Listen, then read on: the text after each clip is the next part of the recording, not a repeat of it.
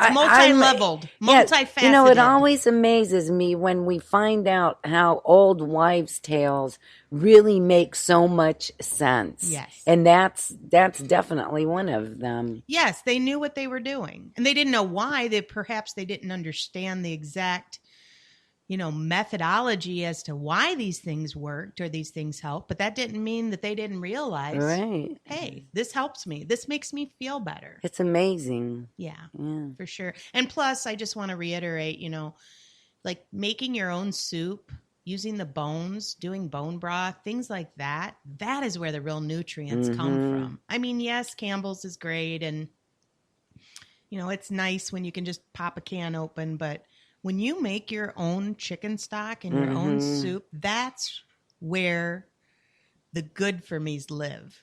They live inside that live tissue. And it's not very hard. It's really not. It's not. You don't have to peel anything. You don't have to chop anything. No, you just throw bones in, whatever else you want in there. That's right. Just throw them in. I think the important part is you cook it as long as you should. Right. Like I do. How do you do chicken and beef both? I do.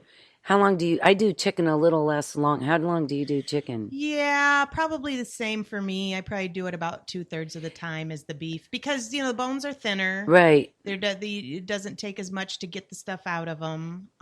So yeah, I would say that's about right. Like 2 days I usually do chicken. Yeah. And I'll usually do beef 4 or 5. Yeah, that sounds good. It's making me hungry for soup. This is an addiction. I'm just going to throw it out there. I'm a soup addict. Call it for what it is. It's an addiction. Oh, well, I can think of worse ones. That's okay, true. So what's your subject? Was it spleen? No. No, it wasn't spleen. In fact, my subject for this week is cranial adjusting. Cranial adjusting. Yes. Ooh, people talk about that all the time, but they don't know what it is. Yeah, I hear people all the time. They're like, oh, do you do that cranial stuff? Do you do, oh gosh, what do they call it? Cranial-sacral. Cranial-sacral, and what chiropractic version of that is the sacro-occipital technique, or SOT. And the sacrum is the bone at the bottom of the spine, the triangle one that your tailbone is on. And the cranium is your skull. So it's basically dealing with the top and bottom of your spine and trying to balance those out and realign those. But specifically, cranial adjusting can have to do with any bone of the skull.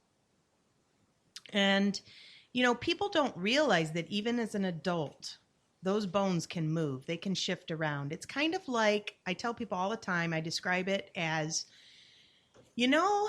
the tectonic plates of the earth, Deb. You know how the big plates of the earth fit together like pieces of a puzzle, but sometimes they'll just kind of jam up against one another and create a mountain range. Right. Or they'll pull apart from each other and create a sinkhole or a ravine. Or, like those things can happen. Well, the same thing happens to your skull. Your skull bones are still singular bones. Even till your dying day, they're singular bones. They never fuse together totally. But what they do is they have like fibrous connections that sort of connect to each other. And they can shift and they can move and they can pull apart and they can push together and they can create these ravines. I mean, we've all felt them. You feel like a lump on your head and you're like, what is that? What is that lump? Yes. And then like a week later, it's not there anymore. It's like, what was that? I don't remember hitting my head. But it's a spot where the two bones shifted together and pushed up against one another and caused a raised spot.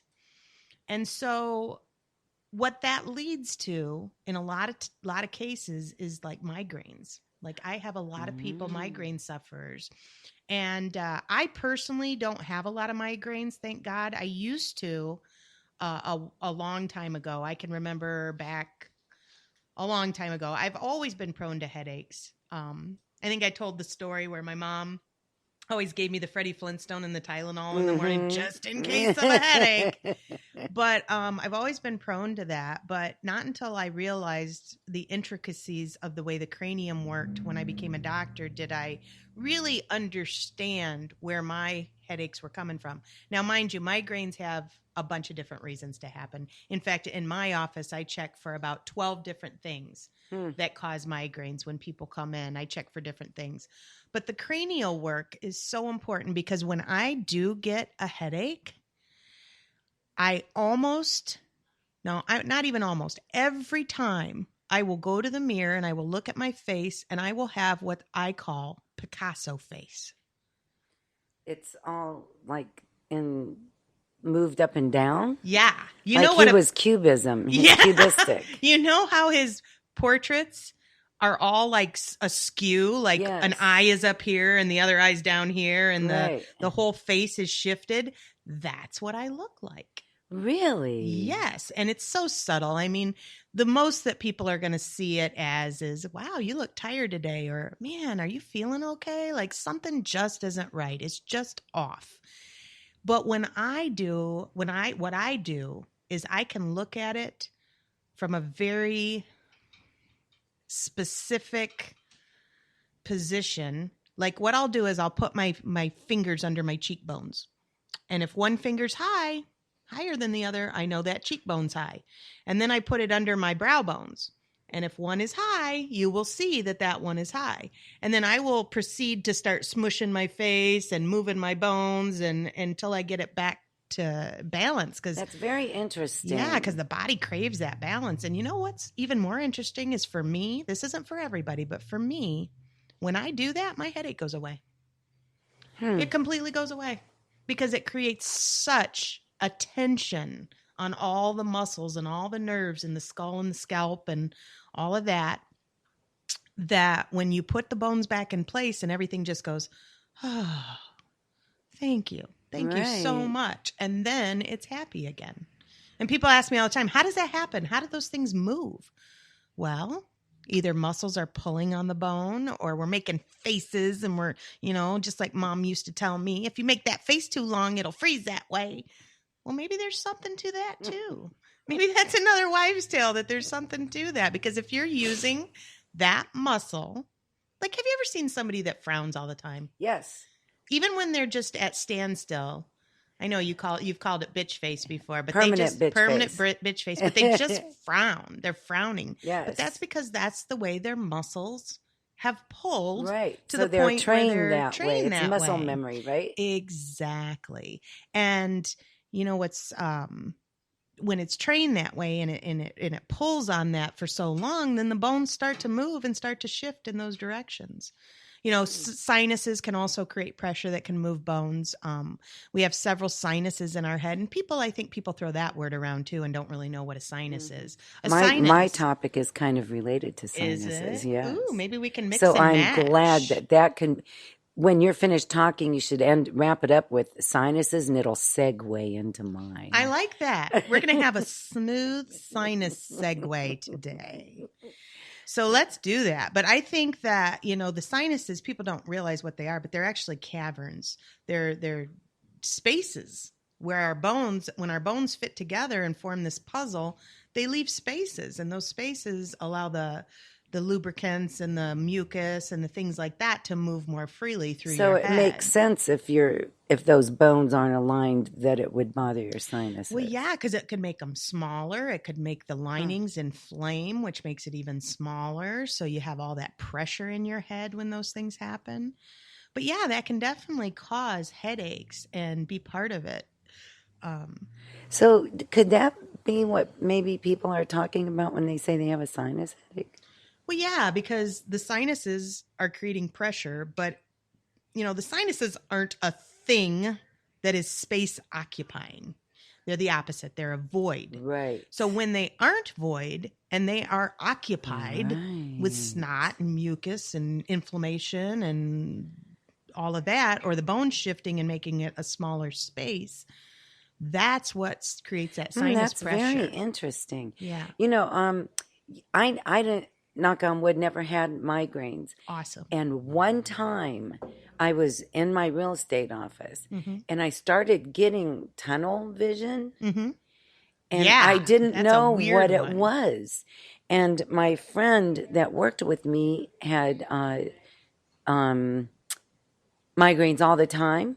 And her brother was a chiropractor, and he was a friend of mine too. Wonderful. And I said, and I was sitting there, and she goes, "What's the matter?" And I said, "It's really weird." I said, like, it's black. My peripheral vision is like dark. And she goes, "Does your head hurt?" And I said, "No." And she goes, "Right now, go to my brother.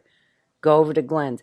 And I went over there, and he adjusted me and adjusted my neck, and I was fine. Yeah. That's awesome.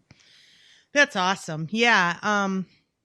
People come to me often for that kind of thing, and it's amazing. It's miraculous. And, I've been told lots of times I'm better than an Imitrex because, they take an Imitrex and it may or may not medicine work. for migraine? It is. And it's one of those that's a heavy dutier one, and they want people to be on it pretty much constant. But people usually only use it as needed because it's an expensive drug. So, but anyways, and it probably has tons of side effects as well. Yeah, I mean, all of them do. So you want to try and stick with more natural. But, when people come over to me, mine's not just going to subdue the symptoms. I'm actually taking care of the problem. Right. I'm actually correcting whether it be a nerve impingement or the cranial bones shoving against each other, whatever the case may be.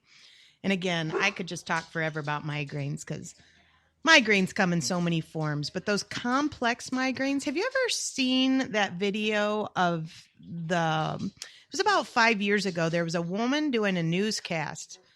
I forget where it was at. I want to say it was Colorado or something. And it was a sports cast she was doing. And it was about a 2-minute segment. And about 10 seconds into the segment, she lost it. She started speaking gobbledygook, gibberish. And she was just like, could not control her mouth. Like she could not say what she was trying to say, and she was speaking in gibberish, and she could hear herself speaking in gibberish. And so it was a big thing because it was all over the news because they were like, did she have a stroke? Did she have an aneurysm? What was it? It was a complex migraine. It was. That's the first thing that came to my mind, stroke. Yeah. It was very odd. And she was young. She was probably only in her 30s. But you can Google it or YouTube it or whatever because it's still out there. I've seen it recently even. Wow, isn't that It's strange? very odd when it happens, though. My niece actually has complex migraines of a different kind. She will sort of black out. And when she blacks out, she goes into almost a seizure state. But for her, it's audio hallucinations. So it sounds to her like it's banging and clanging and people are screaming at her. And she's like, she'll be sort of half in, half out. And as she's coming out of it, we all know, like everybody in the family knows. So we know that when that happens, you just got to kind of wait it out. And it only takes her about 45 seconds to a minute to come out of it. And when she comes out of it, she is like, we have to be like so quiet. And even if we're just going like, Kyla, are you okay? Like that. She'll be like, shut up. Why are you screaming at me? Like, wow, it's so loud. But then once it goes away, she's just tired. She's just super tired after that. And how old is she? Oh, she's in her 30s. But it hasn't happened in a long time. Oh, good. Yeah, it was more when she was younger. But she hasn't had migraines are really nasty. My aunt Joanne had migraines, and they thought it was because two veins were blocked in the back, were twisted or routed incorrectly in the back of her neck. Mm-hmm. And they did surgery on them, and it didn't help, so that's not what it was. So she was on migraine medicine for a long time. Yeah. And I've had people get nerve blocks. I've had people go get their nerves singed, the ends. So like cauterized, so that they don't feel things, that they feel like that's why, like the nerve is super sensitized for whatever reason. But even like toxins can cause migraines. One of the things I check for is toxic buildup in the bowel, because if we're having bowel trouble, and this is so funny, this is a good spot to tell this story. So I used to just ask people, do you have normal bowels? And they're like, oh yeah. Normal. So then one day I looked at my patient And it just dawned on me. I'm like, well, what's normal for you? Right. And she's like, oh, once a week, like clockwork. Been that way all my life.